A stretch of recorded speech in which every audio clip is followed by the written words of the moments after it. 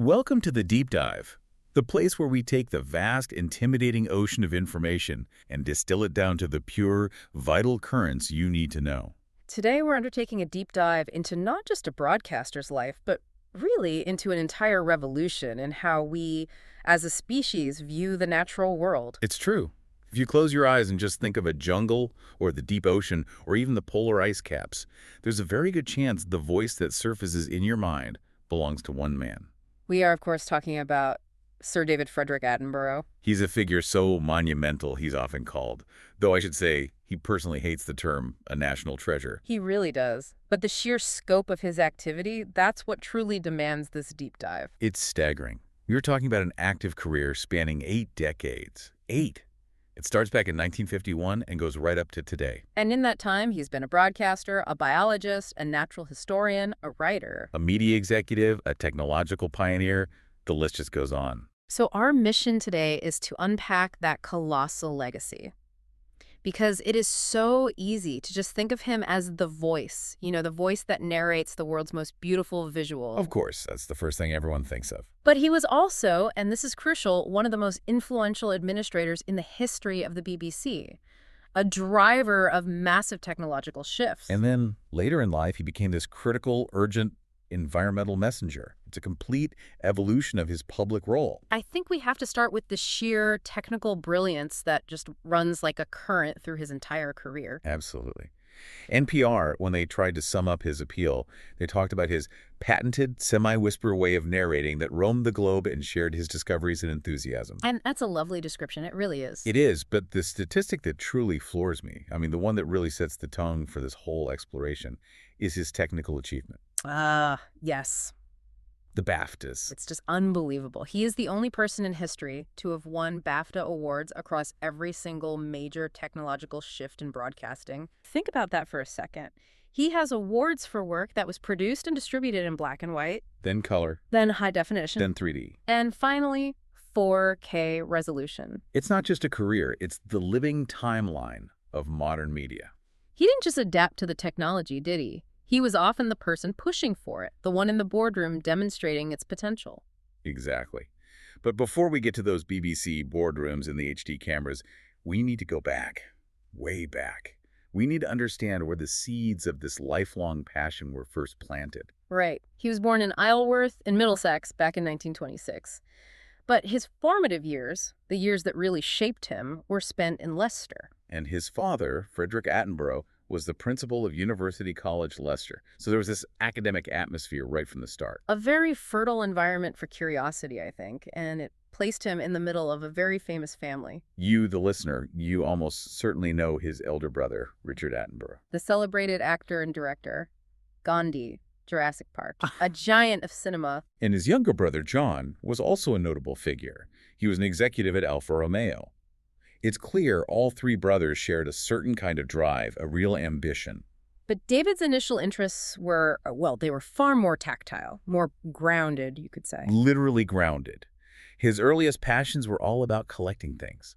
Fossils, natural specimens, stones. He wasn't dreaming of the grand safari just yet. He was fascinated by what was right there under his feet. And there's this wonderful story from when he was about 11 years old that just perfectly showcases his early entrepreneurial spirit. Oh, the Newt story. I love this. It captures his resourcefulness perfectly.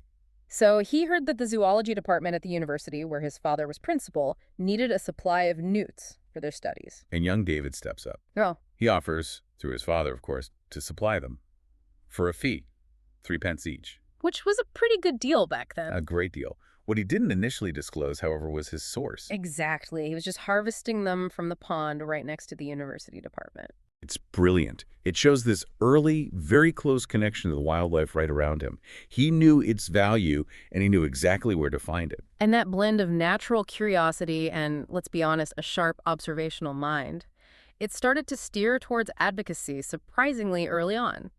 We can trace the initial spark of his environmental consciousness way, way back to 1936. Yeah, this is a pivotal moment. He and his brother Richard attended a lecture. It was delivered by a Canadian figure known as Grey Owl. Who was himself a fascinating and complex character. He was actually an Englishman named Archibald Bellany, who had adopted a First Nations identity.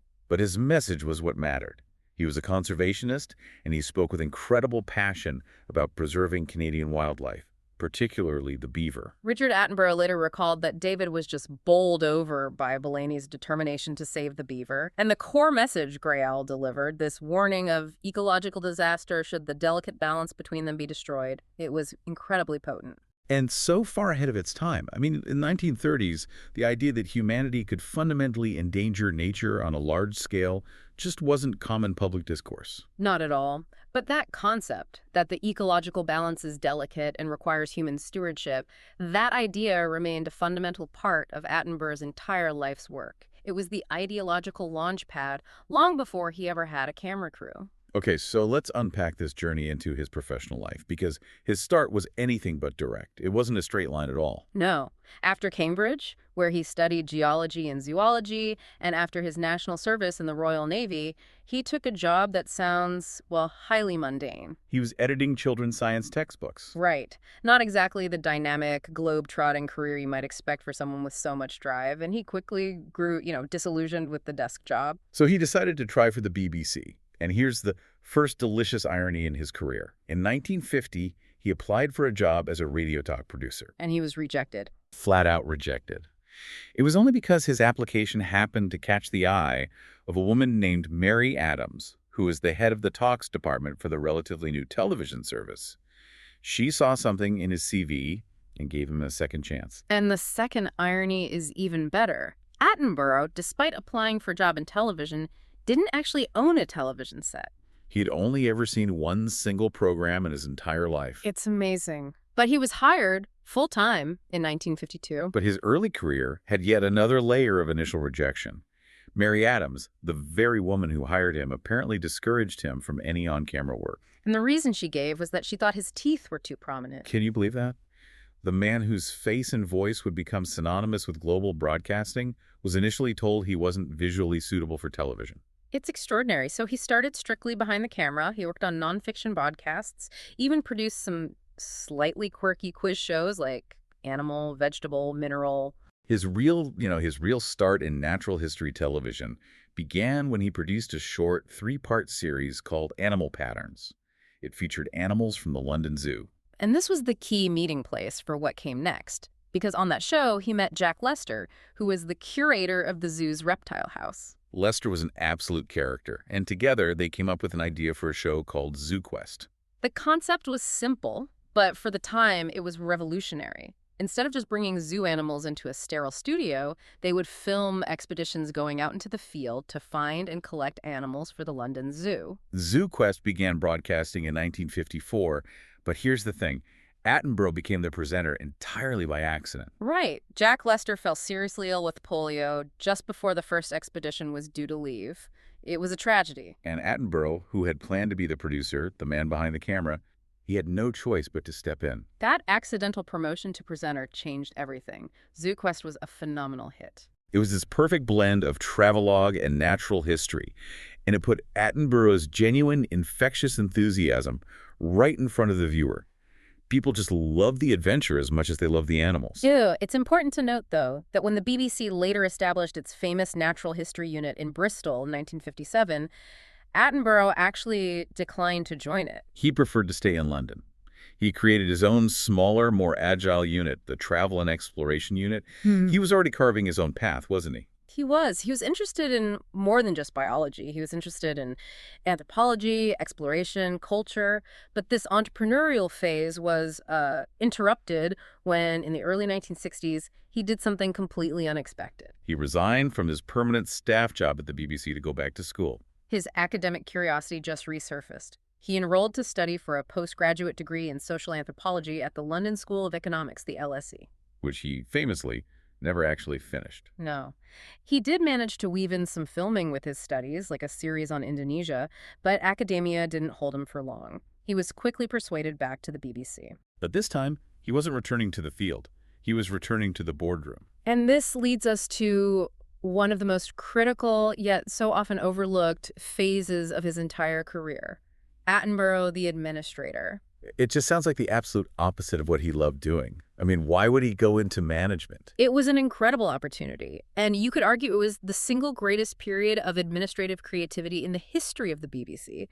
From 1965 to 1969, he was the controller of BBC Two. And for you, the listener, if you're not familiar with the British system, the controller was essentially the head of the entire channel, responsible for its whole identity, its entire output. He took over from a man named Michael Peacock. So he wasn't just managing the natural history department. He was running one of the three major national television channels in the country. When he came back, though, he was smart. He negotiated a clause in his contract that allowed him to continue making programs occasionally. He kept a foot in the door. He filmed elephants in Tanzania. He did a 3-part series on the cultural history of Bali. But his main job was pure strategy. And BBC Two, which had launched in 1964, was seriously struggling. It needed a complete overhaul. Attenborough defined its mission. He said it would be the channel for the intellectually curious, the channel of diversity and high quality, totally distinct from the more popular fare you'd find on BBC One and ITV. And the very first thing he did, He got rid of the channel's rather bizarre, quirky kangaroo mascot. a strong statement of intent right there. Out with the frivolous, in with the serious quality. Exactly.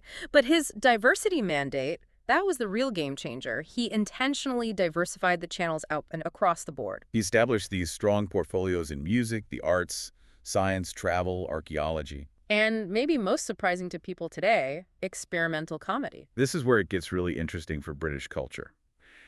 Because of Attenborough's mandate to diversify and push the boundaries, we got landmark programs like Man Alive, which was a pioneering documentary series. We got Call My Bluff, the old gray whistle test for music fans, and, of course, the commission of the seminal, surreal sketch show, Monty Python's Flying Circus. The creation of Monty Python is a direct result of David Attenborough's tenure as controller. He was prepared to risk resources on something truly experimental and challenging. And that move completely reshaped the British comedic landscape. It proved that highbrow and experimental content could thrive alongside more traditional shows. Beyond the content, he was a massive advocate for technical change. He used his position to force the adoption of new standards. He was instrumental in promoting the change to color television. And he did it in such a clever way. He specifically commissioned a snooker program called Pot Black. It's a bizarre piece of trivia, but it speaks volumes about his genius for administration. The BBC was switching to this new UHF color television service, but they needed a program that would immediately and clearly show the public why it was better. And snooker, with its brightly colored balls on a vivid green table, was the perfect vehicle. Millions of British viewers tuned in and saw the difference instantly.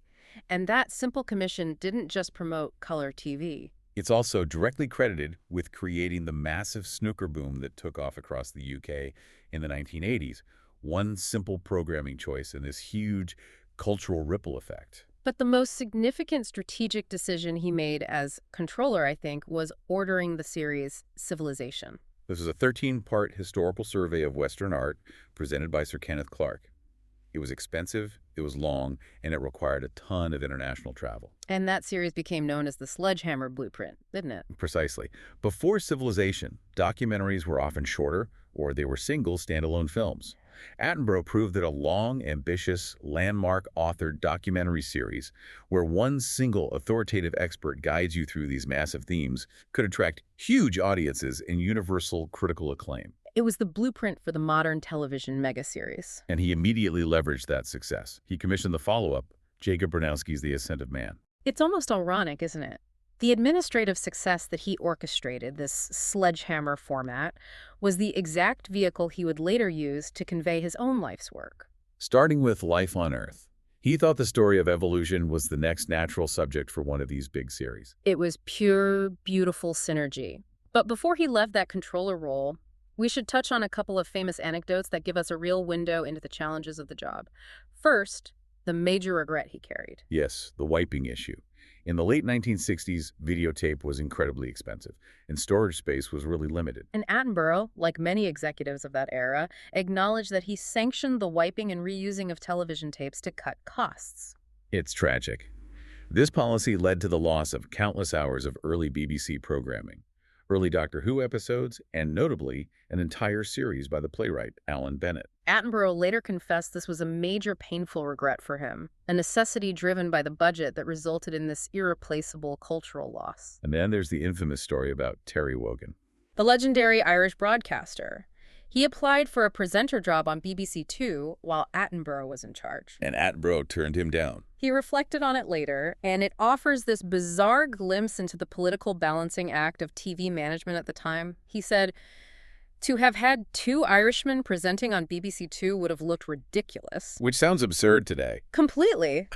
But he explained, this is no comment whatsoever on Terry Wogan's talents. It just shows how worried executives were about regional balance and perceived audience bias. That level of bureaucracy, that kind of thinking, it only grew when he was promoted in 1969 to director of programs. This new role put him in charge of the budgets, the content, the scheduling for both BBC channels, BBC One and BBC Two. Which meant more corporate duties, more politics, and critically, having to fire staff. And this is the point where the management path became completely unfulfilling for him. He was too far from the camera, too far from nature, and just too immersed in corporate politics. I find this fascinating. It sounds like the director of programs job was the ultimate corporate prize.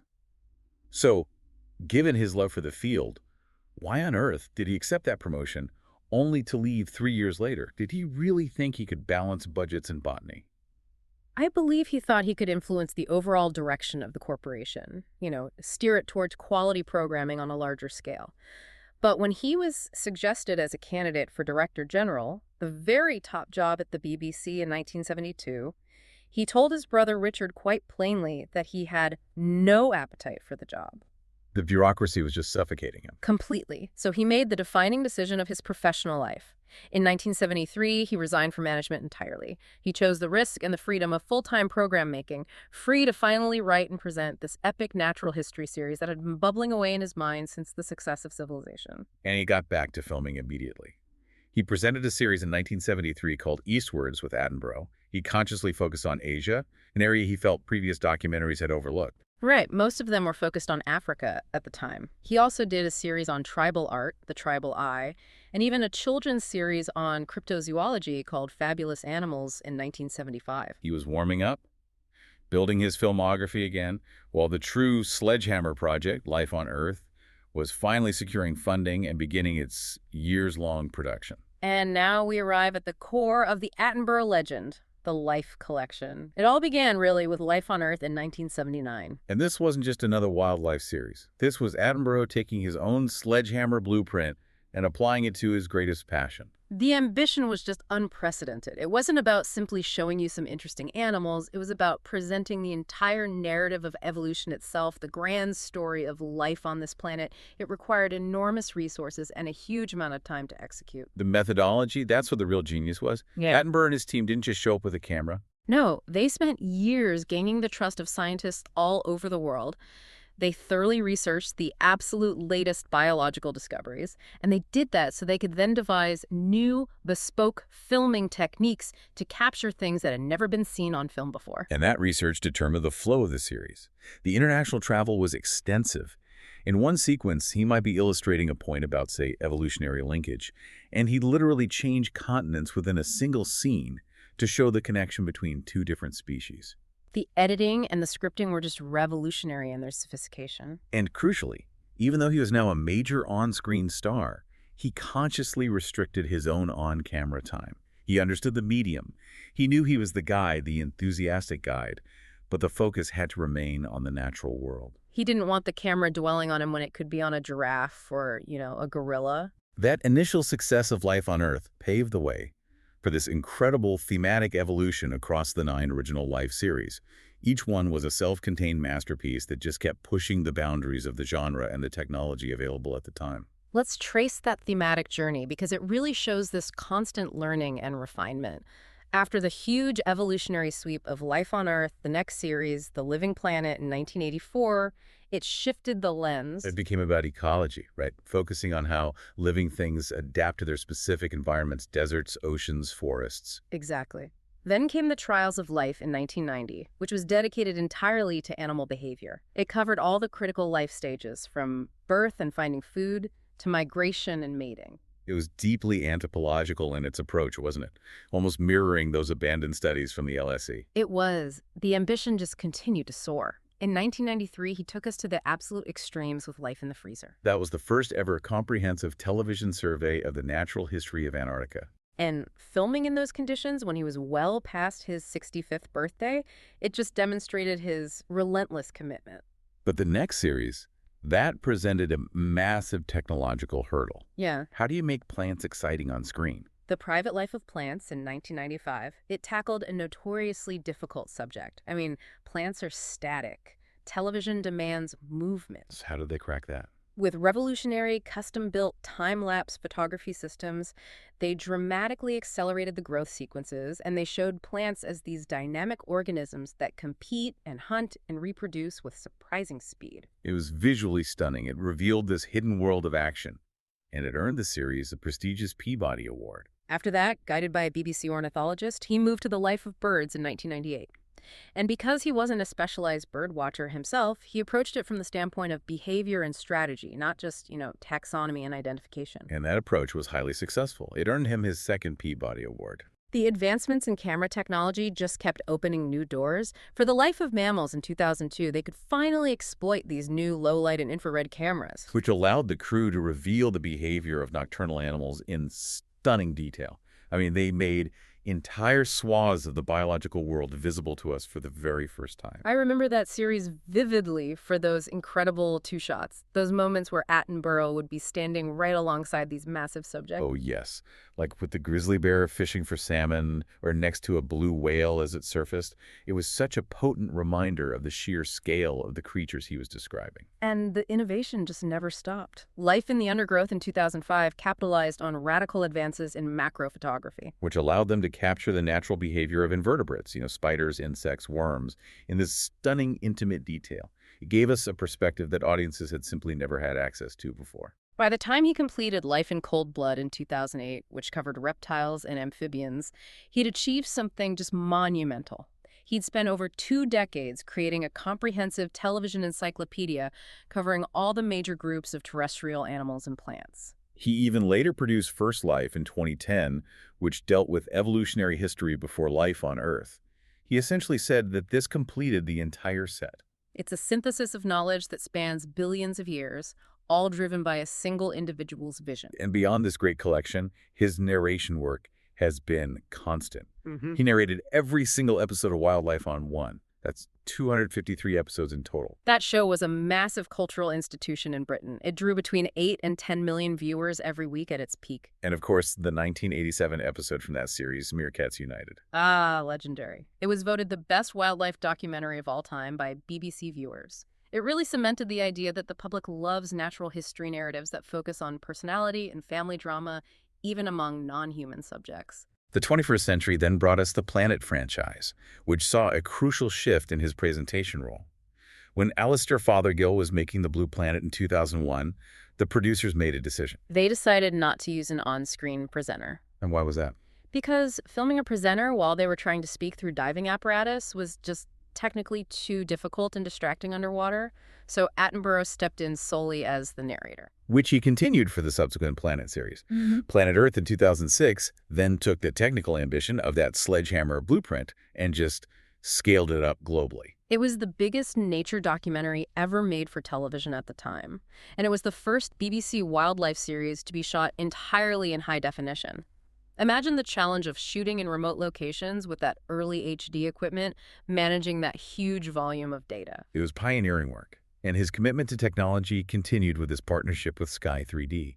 He spearheaded films like Flying Monsters 3D in 2010 and Conquest of the Skies in 2014. He wasn't just using new tech. He was actively demonstrating how 3D could be used to enhance scientific understanding and audience immersion, especially when you're dealing with fossil reconstructions or the dynamics of flight. But the series that truly crystallized his role as the environmental messenger, the one that had the most immediate impact, was Blue Planet Second in 2017. The viewing figures were astronomical, 14.1 million in the UK alone.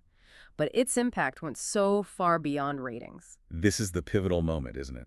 Blue Planet Second included these devastating sequences detailing the impact of plastic pollution on marine life. And that single series is now widely considered to have triggered a long-lasting, measurable increase in public, media, and political attention to plastic pollution. Some people even call it the Attenborough effect. That is profound. It's the combination of the blueprint he created all those years ago, using mass-market, high-quality television to drive genuine cultural and political change.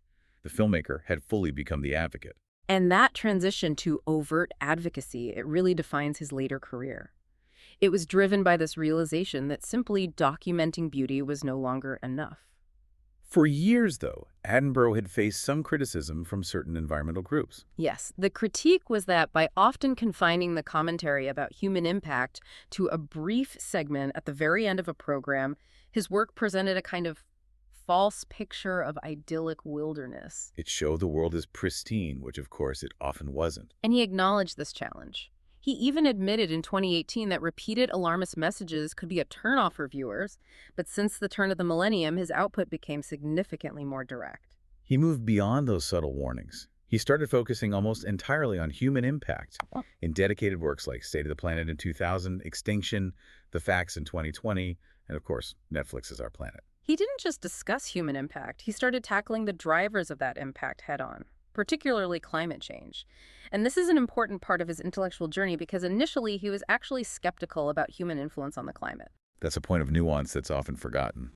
He remained silent on the issue until 2006. It wasn't denial. It was a lack of conviction based on the data he had seen up to that point.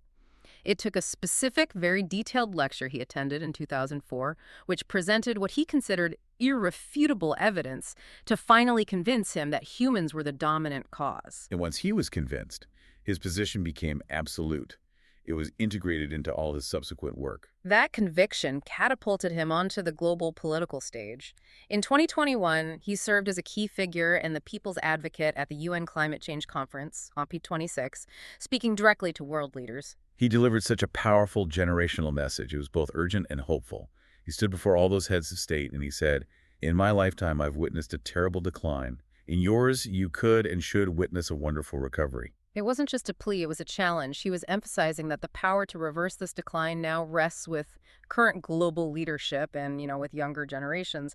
And beyond climate policy, his advocacy extends directly to individual consumer choices, particularly diet.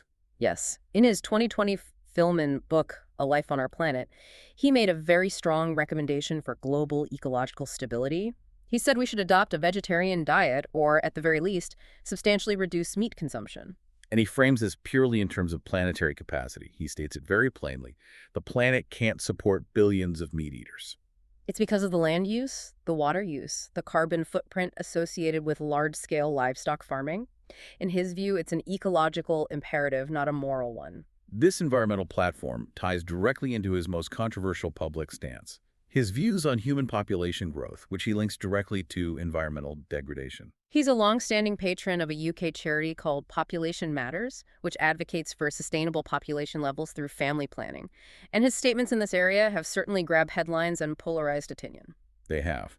In 2013, he delivered one of his most provocative statements describing humans as a plague on the earth. He also controversially called the act of sending food to famine-stricken countries barmy.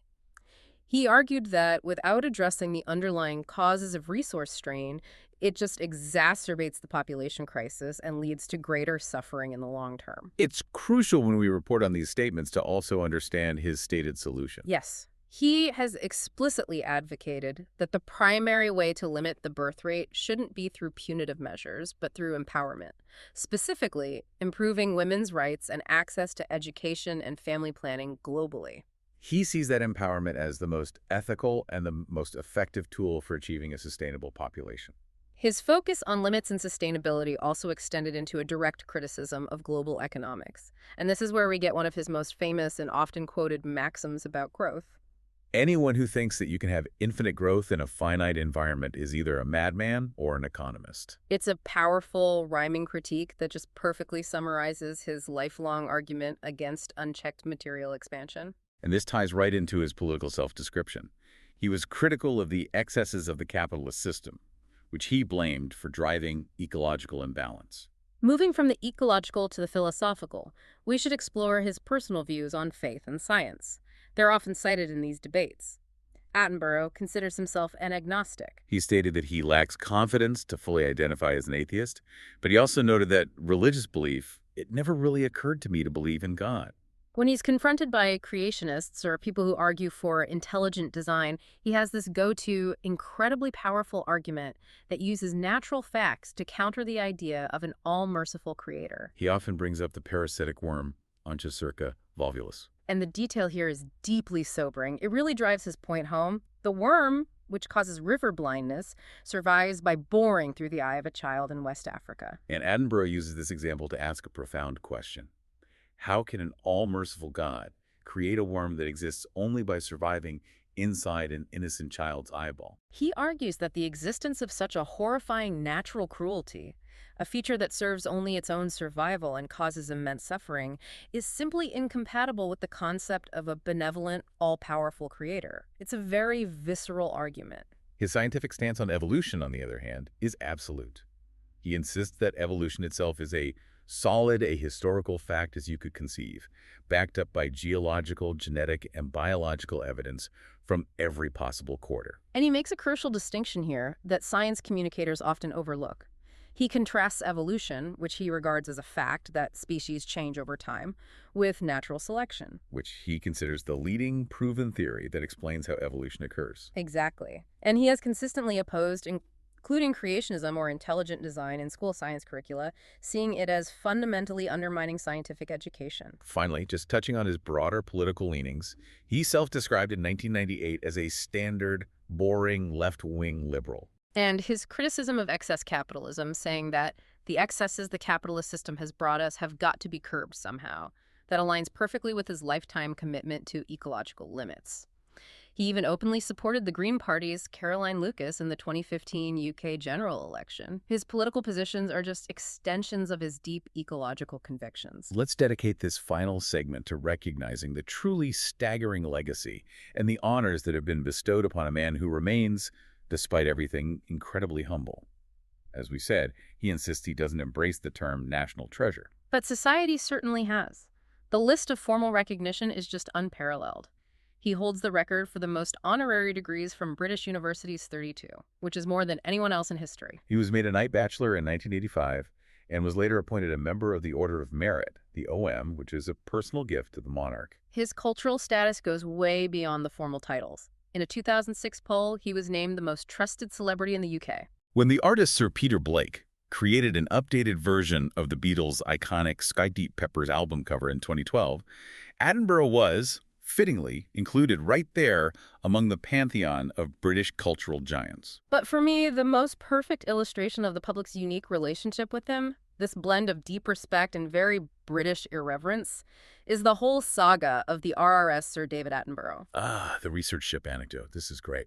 So when a new British polar research vessel needed a name, the Natural Environment Research Council decided to hold a public poll. And the winner, by an overwhelming majority, was Bodie McBoatface. While the officials certainly respected the public's sense of humor, they understandably deemed Sir David Attenborough a more suitable and respectful name for a serious multi-million-pound research vessel. The public backlash was immediate and massive. But the compromise was pure genius.